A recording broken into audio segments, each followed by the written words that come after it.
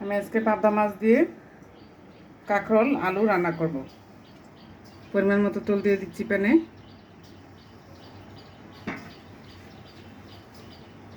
দিয়ে দিলাম পেঁয়াজ কুচি। পেঁয়াজটাকে হালকা ভেজে নিচ্ছি।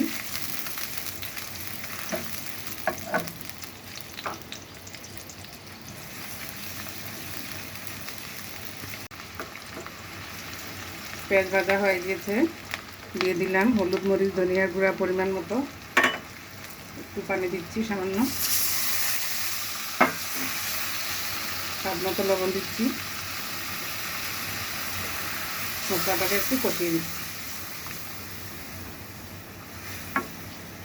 মশলা কষানো হয়ে গিয়েছে। কাঁকরোল আলু দিয়ে দিচ্ছি। এগুলো দিয়ে একটু কষিয়ে নিচ্ছি। 5 মিনিটের জন্য ঢেকে দিচ্ছি। ফিরে আসলাম 5 মিনিট পর। আলু কাঁকরোল কষানো হয়ে গিয়েছে। এখন আমি পরিমাণ মতো একটু পানি দিয়ে দিচ্ছি।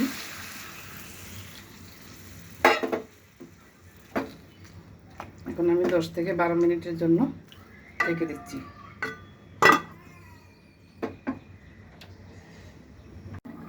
ফিরে এলাম 12 মিনিট পর।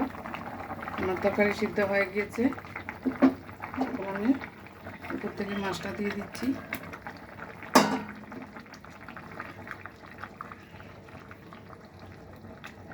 আর দেব ধনেপাতা।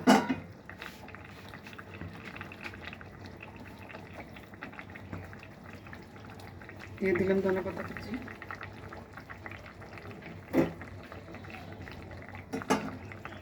এখন আমি আর 5 মিনিটের মতো ঢেকে রাখবো।